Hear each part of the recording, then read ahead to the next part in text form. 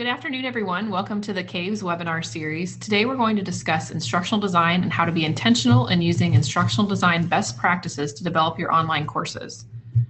So just to introduce ourselves before we get started, my name is Valerie Wheeler. I'm an instructional designer with Clemson Online. So we support Educate Workforce in developing some of these online courses.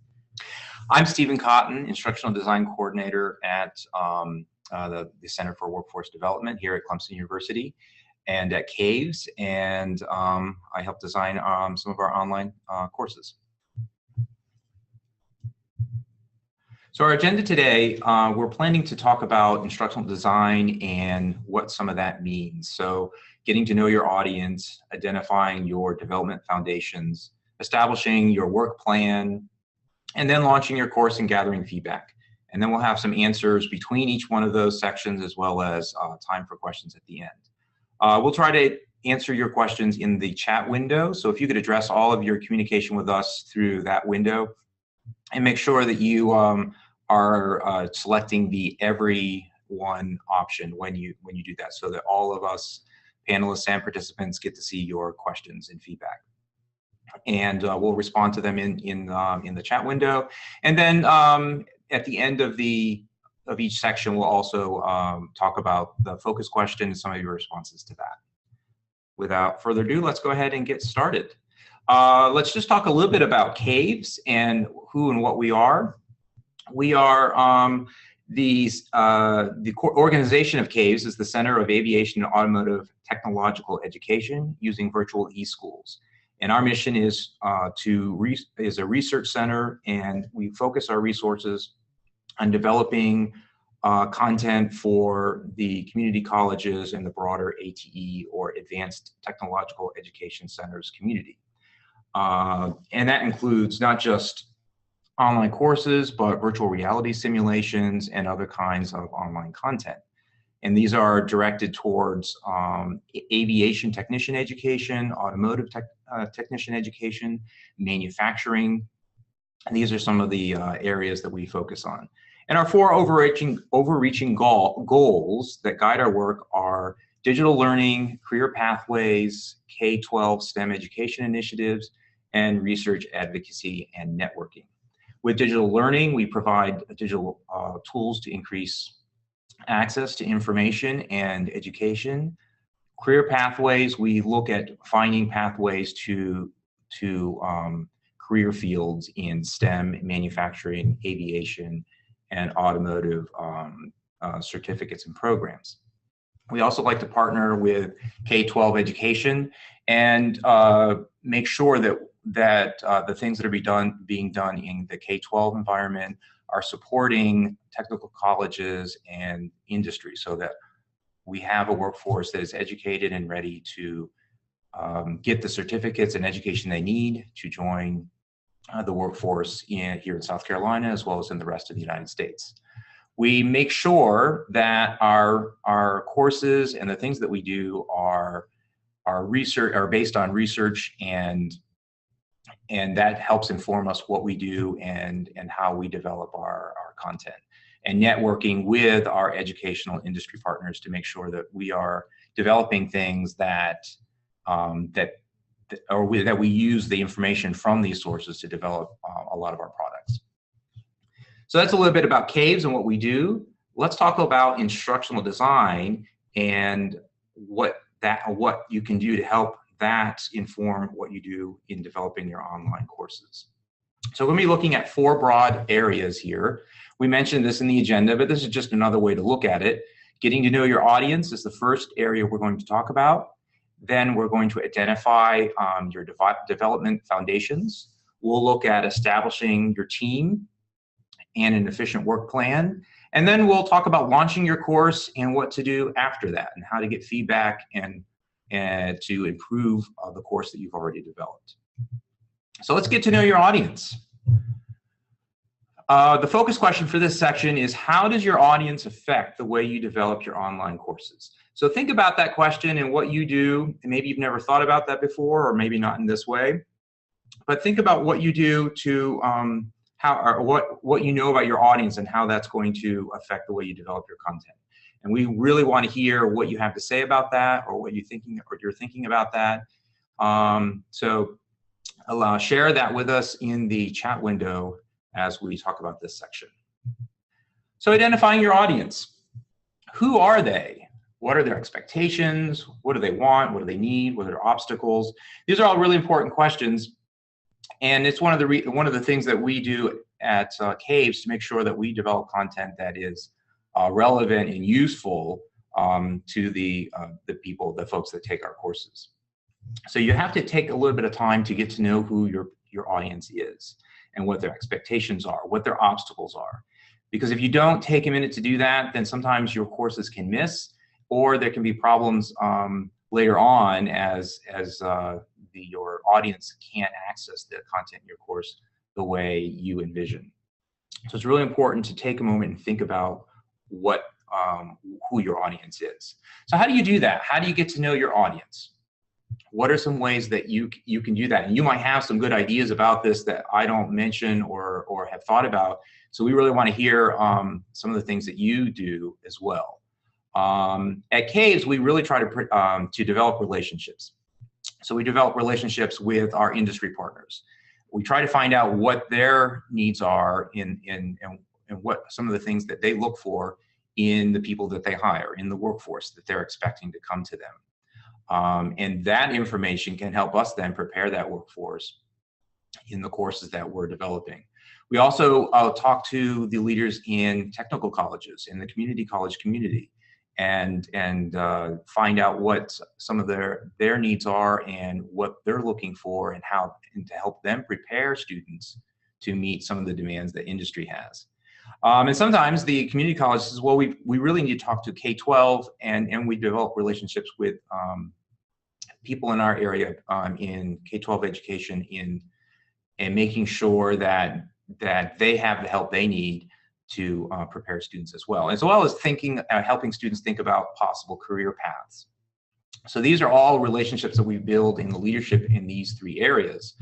And this can be done in a variety of ways. Sometimes it's a phone call, sometimes it's an introduction from an industry or educational leader with someone that they know that can help inform who our audience is or learn a little bit more about what their needs are. Sometimes it's research in a career area and just doing some research on finding out what possible careers are or what are some of the needs of a particular demographic.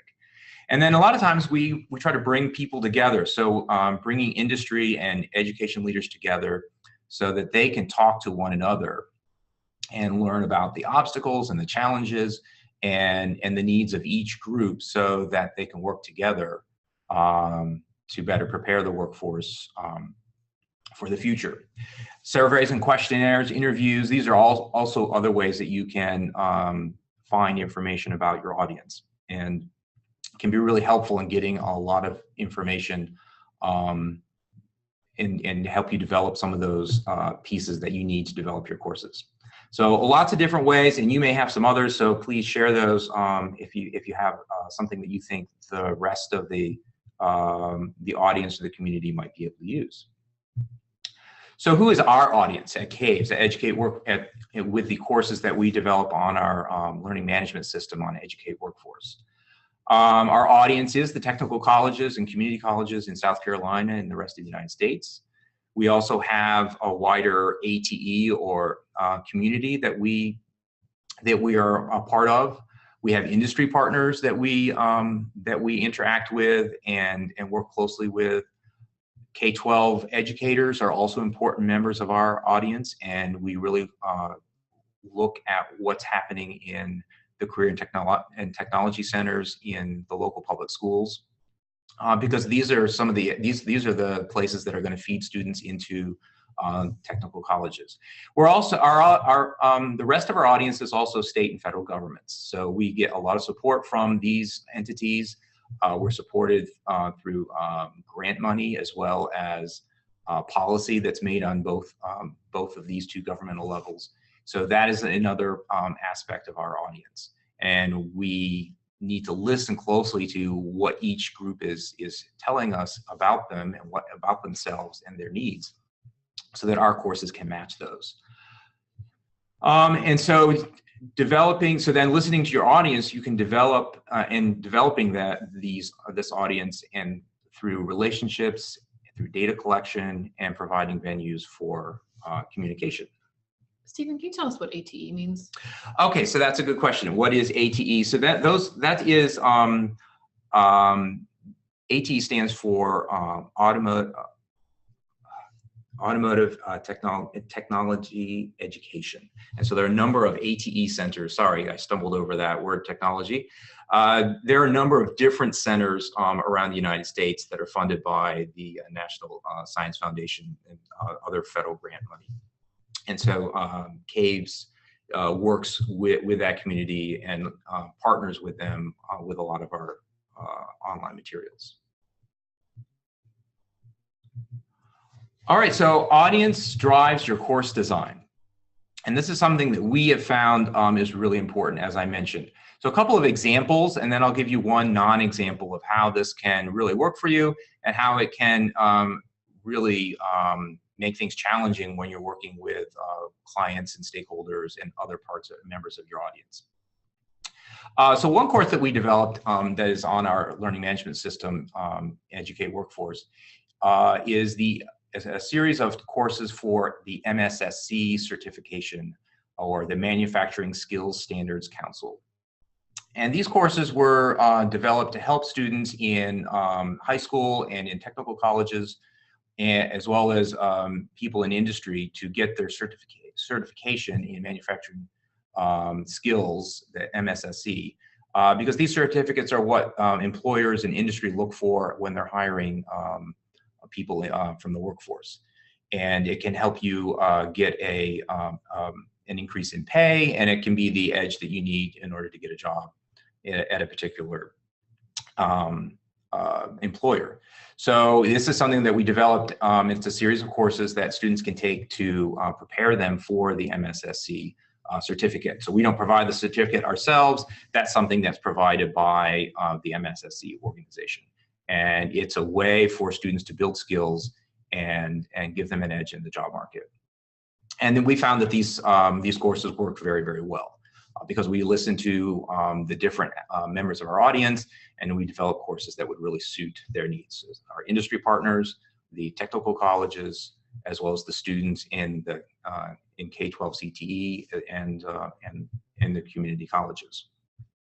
We're also working on another series of courses in aviation, the Federal Aviation Administration courses, and this is for the aviation technician program. And so our audience for this group of courses would be, of course, different members of the aviation industry, different aviation technician programs, as well as the U.S. military and the National Guard and the FAA itself. The FAA recently opened online courses, or allowed online courses to be used for the aviation technician program. So we're beginning to put that program online, and we've already found a lot of interest for those courses. And so we are eliciting a lot of information from our different partners to make sure that we are tailoring our courses to suit their needs. There's a particular interest from technician programs, and we're working closely with one of our subject matter experts who's in one of those programs, as well as the National Guard, because they have a lot of personnel that leave the military, go into the civilian workforce, and to be an aviation technician, they need that FAA certificate. So these courses can help prepare them for that. So this is going really well, and these are two examples of how we've listened to our audience and to drive our course development. However, it doesn't always work, and sometimes you develop something without a particular audience in mind, or you don't think about some things that an audience might need.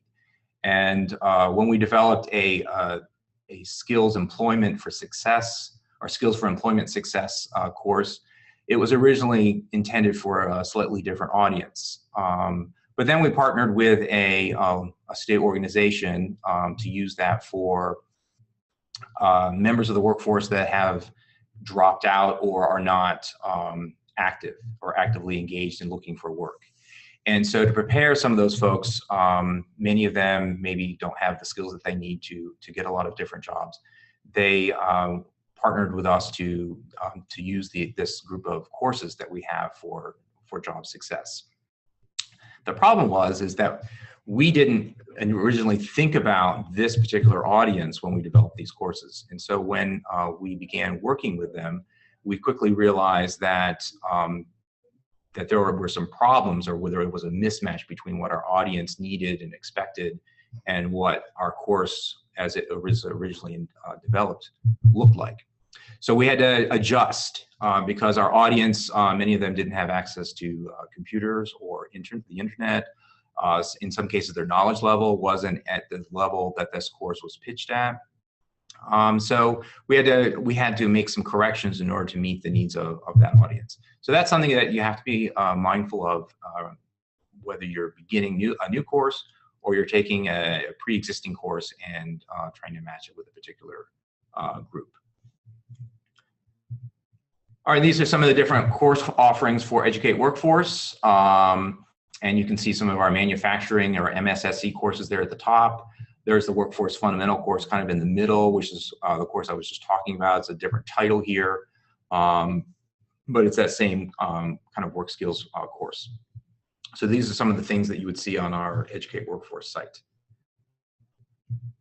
All right, so our first focus question was, how does your audience affect the way you develop your online courses? So are there any questions or anyone have any comments about that question? Okay, I don't see anything in the chat window, and I already spoke about the manufacturing and FA, I think, courses on the Educate Workforce. So I think we'll go ahead and move on unless someone else has something else that they want to type in as a question. We'll give it just a second. Okay, so we're going to move on to our next category, identifying your development foundations, and I'm going to turn this over to Valerie. Thanks. So in this next section, we're going to talk a little bit about the development foundations for the curriculum developed within Educate Workforce. So here's our focus question number 2, which is, what do you use as a development foundation for your online courses? Now, if you're not sure what a development foundation even is yet, we're going to talk about that in this section. So just keep this question in mind as we move throughout this material. And if you have any questions or comments, just please post them in that chat window. So we're focusing on this tailored approach to course design. When I talk about development foundations, I'm referring to general principles of instructional design that can help you to develop a really well-designed course that's going to be useful to a variety of students in a variety of settings. So in this tailored approach to course design, the first is this goal. The goal of Educate Workforce courses is student learning and performance. This focus on student performance is really important because you don't just want your students to be able to learn a fact or recall knowledge. Instead, you want them to come away from a course with the ability to do something. That makes the course more relevant and meaningful to students, particularly for the professional working student. They're busy, they don't really have time to learn facts that are divorced from real world application. So it's always good to focus on student performance. What can they do at the end of this course that they couldn't do before? So this goal of student learning and performance is accomplished through the intersection of these 4 concepts. So first, technology. Technology can either serve to help or hinder achievement of your student learning outcomes. You want to avoid using technology purely for technology's sake.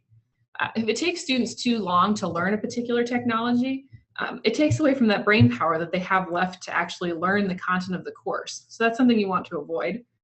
Instead, we work to integrate technology into the course design with a really specific and targeted intent. So the second point is learning design. Often these courses are going to be run asynchronously. Students are going to proceed through the course without the use of an instructor. So that means that the order in which you develop your content is particularly important. So the learning design is kind of the course architecture. And the more solid that architecture is, the easier it is for students to move through the course content. These last 2, learning theory and educational philosophy, they refer to kind of what you believe about how people learn. So those will influence what approaches you take as you build courses and teach content. In terms of these learning theories and the educational philosophy, we're going to focus on one specific approach to curriculum development, or the universal design for learning. So UDL is a set of principles for curriculum development that focuses on giving students equal opportunities to learn. Universal doesn't mean that one lesson works for all, but instead that word universal is referring to a sense of flexibility.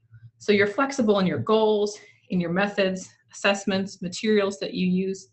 Curriculum designed according to UDL considers the needs of all students, so regardless of what learning styles they prefer or any abilities or disabilities. So in other words, just a few minutes ago, Stephen was explaining the importance of how audience should drive your course design, and UDL takes careful consideration of your audience, their needs, and how they learn. So according to UDL, we should strive to trigger 3 primary brain networks during learning. So the first one, principle 1, is the effective network. This refers to the why of learning. To address this brain network, you should strive to create your curriculum so that you have multiple means of engagement to stimulate your students' interest and motivation. We know that learners are motivated and interested by different things. Some are motivated by routine, some are motivated by order, some by spontaneity, some work best in groups, others work best when they're alone. So the principles of UDL suggest that it's good to provide multiple means for students to engage so that you're addressing all of these different interests and motivations that students will bring to a course. Principle 2 is the recognition network. This refers to the what of learning. To address this aspect of UDL, it's good to provide multiple means of representation in order to reach all learning styles. Learners are going to perceive and receive information in differing ways. Some people are auditory learners, some are visual learners. Students with learning disabilities or sensory disabilities may need information presented in different ways. So it's important to flexibly represent content and knowledge so that you can address these different perceptual needs of learners as well. So principle 3 is a strategic network, and this refers to the how of learning. For this principle, it's important to provide multiple means of action and expression so that you're providing options for students in terms of how they express their knowledge and they express what they've learned. So just like with that principle 2, students have different ways of learning, students also have different ways of expressing what they've learned. Some may excel at expressing their knowledge in written form. Others might do better if they have the opportunity to do like a virtual manipulation exercise. And so since there isn't one means of action and expression that's best for all learners, UDL suggests that flexibility is really key in this area as well. So now we're going to just take a minute to go through these 3 principles and how they've been practically applied into the Educate Workforce curriculum. So first, principle 1, this is the effective network. To activate the effective network, it's good to seek to create assessments that are authentic and interactive. So they might include drag and drop activities or multiple choice with a graphic like you see here. So these types of assessments encourage students' engagement because they're actively doing something. You might also have things like virtual reality or EPUB, but regardless, you're providing multiple means of engagement so that you're stimulating the students' interest, you're stimulating their motivation to succeed. So when you look at the other points here as well, learning materials provide opportunities for tactile manipulation. By giving students opportunities for tactile manipulation, you're giving them a form of choice. They can choose how they approach the material, and that activates the effective network as well. Lastly, this last point here, scaffolded learning is provided in the form of introductions, summaries, connecting to new knowledge, schedules, progress tracking, etc. That kind of links back up to the first point there about having assessments that allow for self-evaluation. So both of those things give students the opportunity to gauge, remain engaged as the course progresses. It makes them easier for them to identify their gaps in knowledge, identify their progress, track their progress. And so that's how all of these, the activities and assessments, EPUB, virtual reality, having things like a glossary, this provides multiple means for students to engage with the content and to stimulate their interest and motivation in the content. So next for principle 2, this is the recognition network again. And there are a few practical ways that this was integrated into the Educate Workforce curriculum. So as you can see here, if you present content in multiple formats, that provides students flexible opportunities to learn. So you might have an ebook or an EPUB, as we just saw. You might have video lectures, or as you'll see in a minute, you might have something like a virtual reality scenario. So anytime that you present content in different formats, you're addressing the needs of students that have different learning styles. So you're letting them learn in the ways that makes the most sense to them. So what you're trying to do essentially then is reduce student barriers to learning, and presenting key content in multiple formats can help reduce some of those barriers. Another practical way to activate this recognition network is to make sure that key terms are highlighted and defined. So by highlighting big ideas and critical information within the course, it's easier for students to comprehend the important parts and important information. And lastly, of course, when you're considering this network, you also want to make sure that the content is adhering to accessibility standards. So here, this last principle, the strategic network, the how of learning. In this, you want to make sure that you have items that are varying in formats. You might have multiple choice, you might have true, false, drag and drop, open response with rubrics, and virtual manipulatives. So here are some examples of some of the activities and assessments that you might see in an Educate Workforce curriculum. True, false, multiple choice, all of these different things. So just as you want to present information in various formats, it's also good to give students opportunities to express their knowledge in various formats. Again, since the goal of UDL is flexibility and design, when you offer these variety of assessment types, students can respond and express their knowledge in a variety of ways, and that's very beneficial. Virtual manipulatives and these virtual reality type activities as well are useful because, again, students are given the opportunity to express their knowledge by doing something that simulates a real world task. And like I talked about at the beginning, student performance is particularly important. You want to have them have the ability to come away with the ability to do something. So again, overall, the goal of UDL is flexibility in course design. Students should be given multiple means of engagement, options in how they perceive or receive information, and then also have the opportunity to express their knowledge in different ways. So as we return back to this focus question, what do you use as a development foundation for your online courses? I highlighted UDL, so the Universal Design and Learning, and that's one development foundation that you could consider for your courses as you seek to design them in a way that's useful to students. So if you have any comments on that focus question, please feel free to type that in the chat box and we'll respond to that.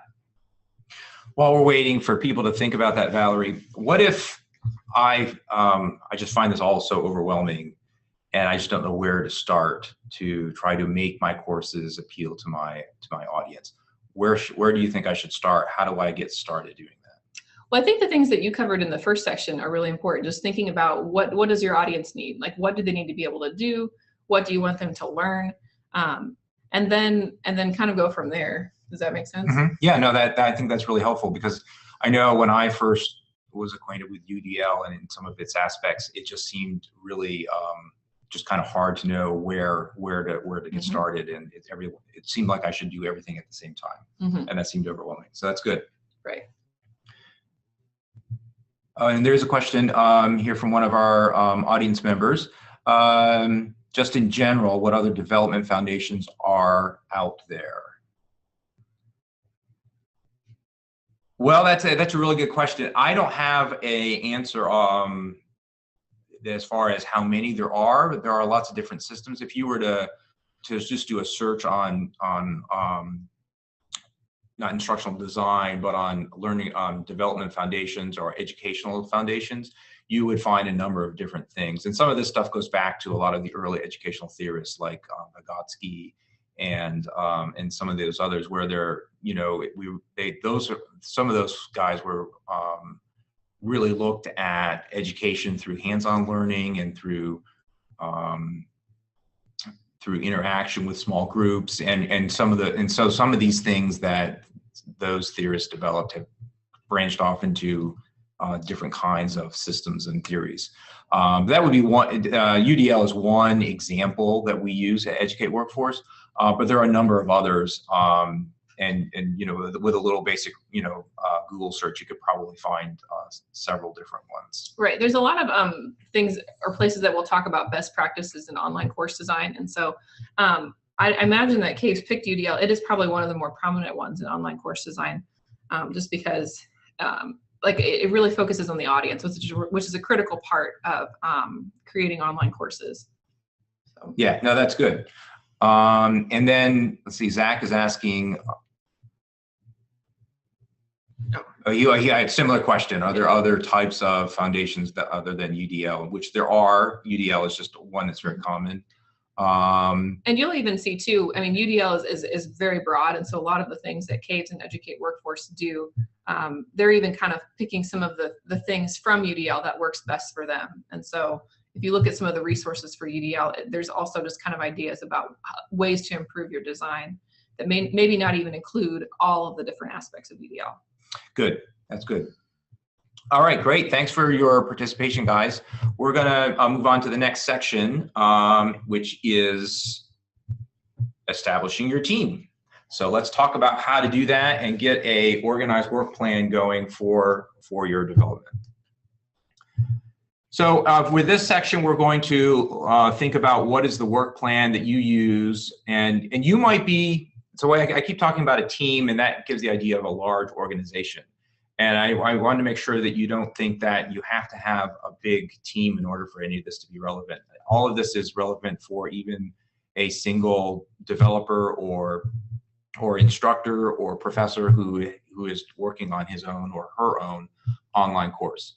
So please don't think that it's only for larger groups. But I do talk about some of these things, and they would still be relevant in that those would be things that you might want to think about, and if you don't have the skills or expertise to do them, you might be able to find people to partner with or to help you with them. So what is your work plan, and what makes it helpful to your development process is our question. And just a reminder, please post all of your responses or comments in the chat window, and make sure that that you select everyone. All right, excuse me. So who do you need on your team? What kinds of people do you need? How do you choose them? How do you go about this? If you are working for a larger organization, or at a community college, or even at a high school, figuring out who should be on that team is really important. And if you're not, and you're a single designer, again, these would be just different aspects of your course development that you should be thinking about, and maybe reaching out to other people in your organization to help with, or maybe develop those skills in your own. So it depends on your organizational size, as I mentioned, the scope of the course, the types of learning materials that you're planning to use, and again, a variety of learning materials is optimal, like we were talking, like Valerie was talking about earlier, with your development foundations and the universal design for learning. Creating a variety of different educational tools appeals to student engagement and their ability to learn the content. So that's an important aspect. Also, the skill combination of your team members. You could have people who have several different skills, and would then eliminate the need for a separate person for each one. So sometimes having people who are cross-trained can be really helpful, and it gives your team flexibility. And then, and I hinted at this earlier, you don't necessarily have to have all of your team members in your own organization. These could be, there could be other external groups that you work with to get the products that you need. So these would be the different things you might want to think about as you're putting your team together. Now, another aspect of this is going into a little more detail is likely team roles. Like, what would be a typical person you would want on an online course development team? Number one, you would probably want an instructional designer, because that's the person that's going to be bringing the educational foundations to your course. They're the ones that are going to choose what that educational theory or foundation is going to be, and making sure that everyone on the team is following that. So that's a really key member. You also need some developers or programmers, or a combination of that group, to make sure that your online course is brought into your learning management system well, and that it looks the way you developed it before it was uploaded.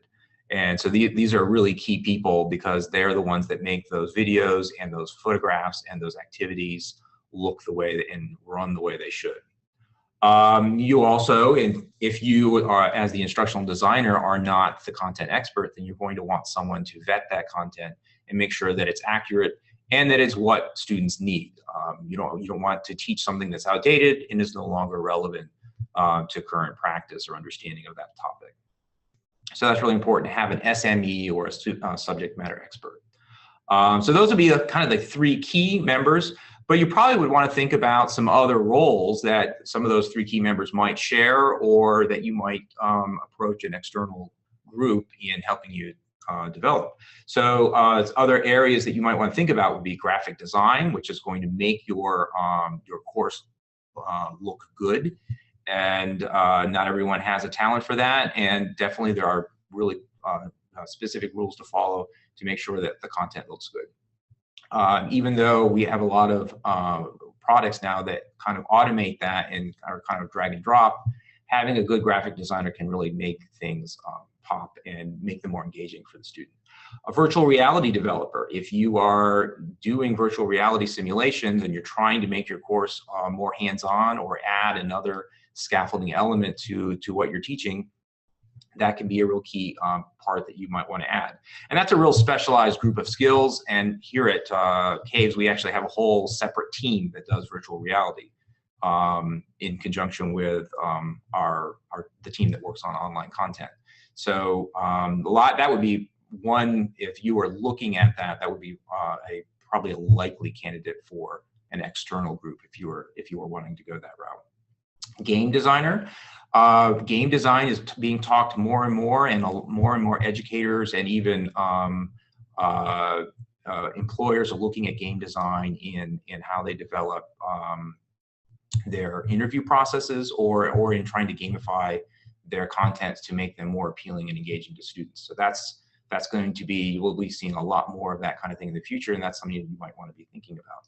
Videography.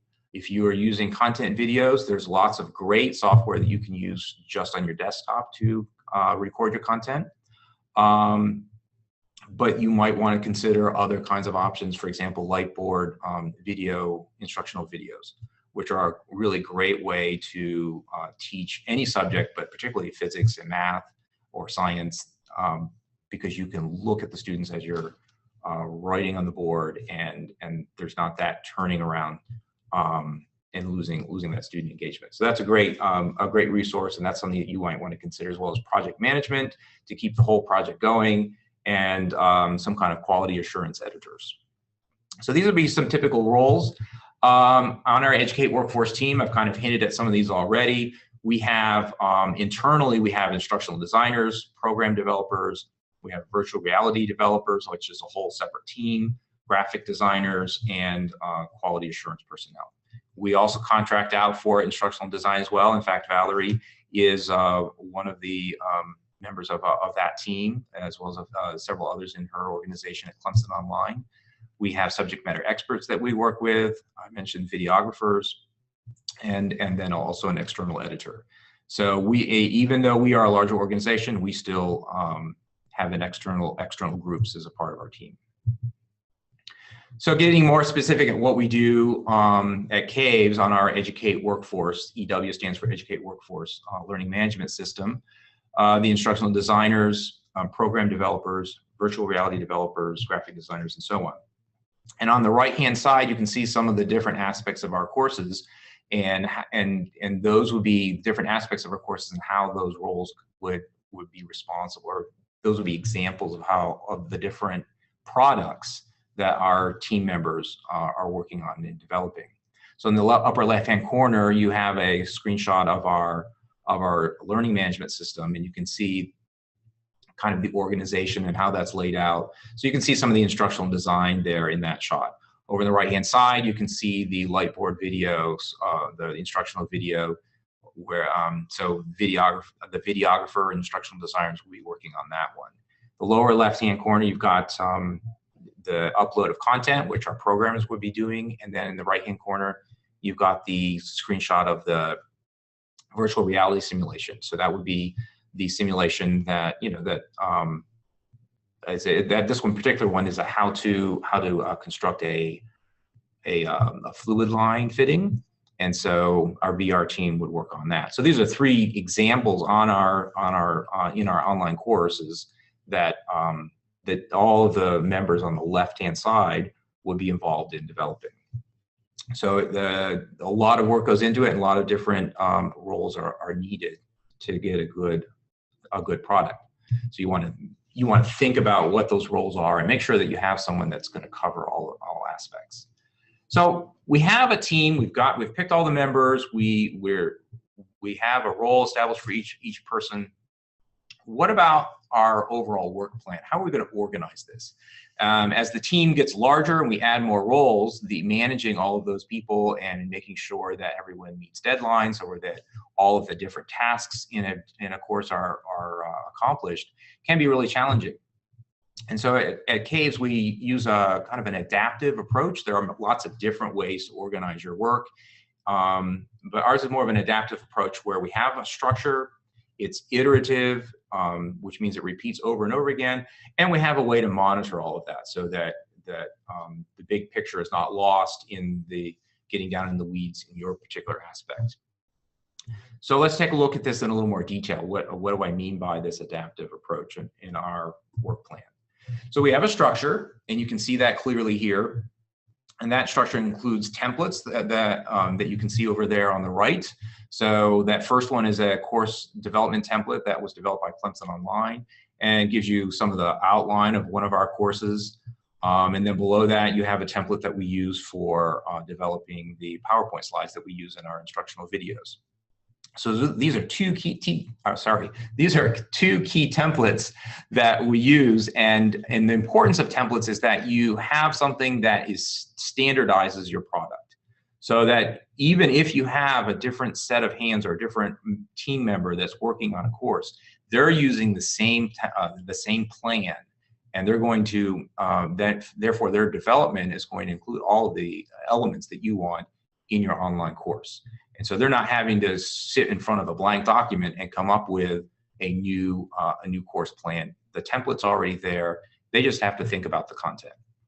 And the same with the PowerPoint below. The template's there. There's a basic structure that they need to fit the content into. You have a title slide. You have a slide for objectives. You have all of your content slides. And at the end, there's a summary slide. So that happens over and over again for each lesson in each module for each course.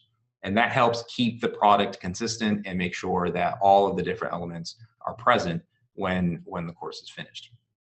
So those are some of the templates. That's some of our course organization.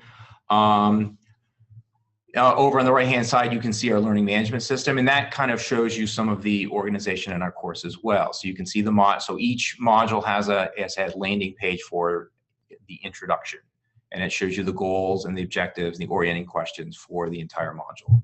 And then as you go down, each module is broken down into different lessons, and again, it has a landing page that shows you all of the different elements of that. So our management system also helps keep us organized and has a particular structure that we plug all of our content in different courses into. And then we also have a project management system. So that's our system that we use to manage the overall project. And I'll talk a little bit more about that later when we talk about monitoring your work plan. So there's our structure of some of our course, and it gives you some examples of that. What about this iterative process? What do I mean by that? So iterative just means that it's a cycle, that it repeats over and over again. And it's used a lot in science to talk about how scientists they come up with a hypothesis and they try to move knowledge forward in different investigative ways, whether it's a experiment or some other type of way that they're testing knowledge or a hypothesis. So we're using the same idea, except that we're not testing for new knowledge. We're not scientists necessarily, but we have a particular system that we've used, and we use that over and over again in our process. So there you can see on the right-hand side our basic development process. We develop a particular aspect of our course. Another team member reviews that product. They give feedback. That goes back to the original developer and changes are made. And then it goes on to the next development stage. Another aspect of the product is developed, it's reviewed, changes are made, moves on to the next stage. Why do we do that? Why do we have that system over and over again? Why not just wait until it's done and then review it and make changes? Because if you wait until the end, what if the objectives and summaries are off? Or then then you've already made your content videos, and so now you have to go back and you've got to make all the changes in the content based on the objectives and summaries. You have to go back and edit your instructional videos, and so a lot of work is replicated when you do that. So having this stage, having this kind of this cycle over and over again through each stage of development helps make sure that you're more efficient in the way that you are creating your course. So monitoring would be another part of that, and that's just monitoring your project management, you making sure that you're communicating with one another. Don't rely on the old soup can telephone. That might not be the best way to go. And having regular meetings so that group members can share and their work, get feedback, and improve your overall product. It's best if you have a larger product to have an actual manager that's keeping tabs on things, making sure deadlines are met, and the big picture is maintained.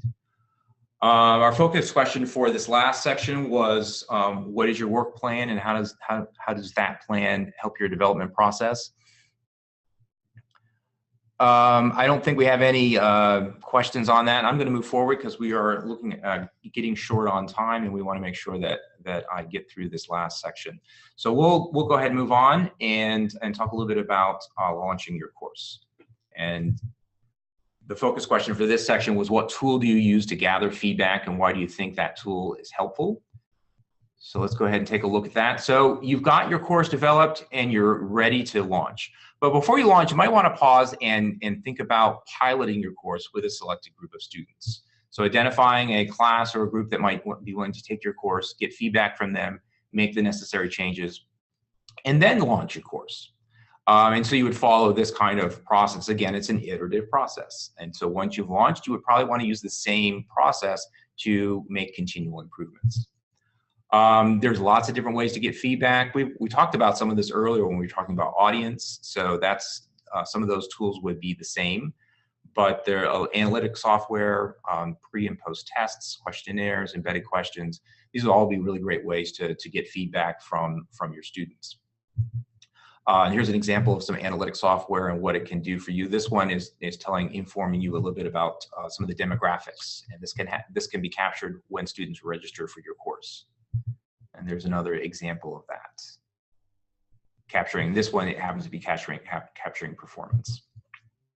At the end of your course, you might want to have them take a test. Actually, you would want to start with a pre-test and then a post-test at the end, and this helps you assess whether you have whether they've made any gains in knowledge about the content, and presumably then this would inform you that your course has actually helped do that.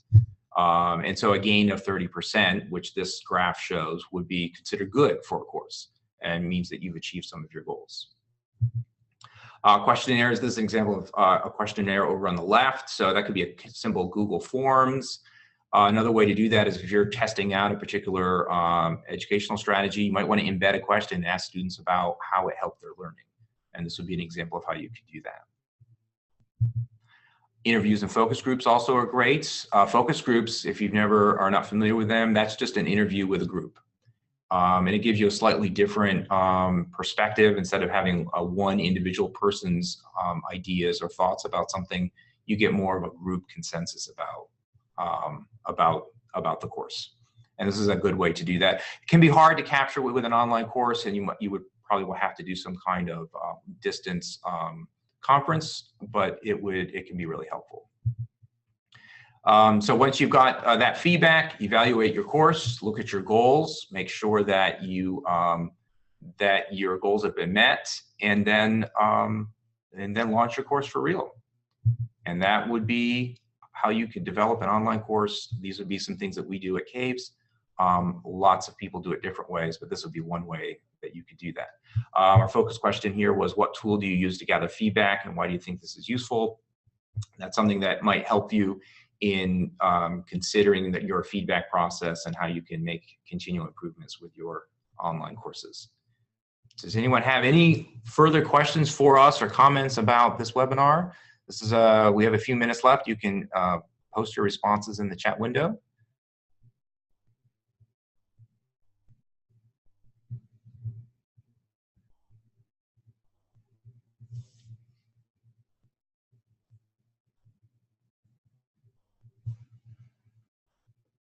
All right. Well, thank you guys, and please contact us if you do have any further questions. We'll be sure to get back to you. We're available, and we'd be happy to answer any questions that you might have about online course development. Take care. Have a great day. Bye.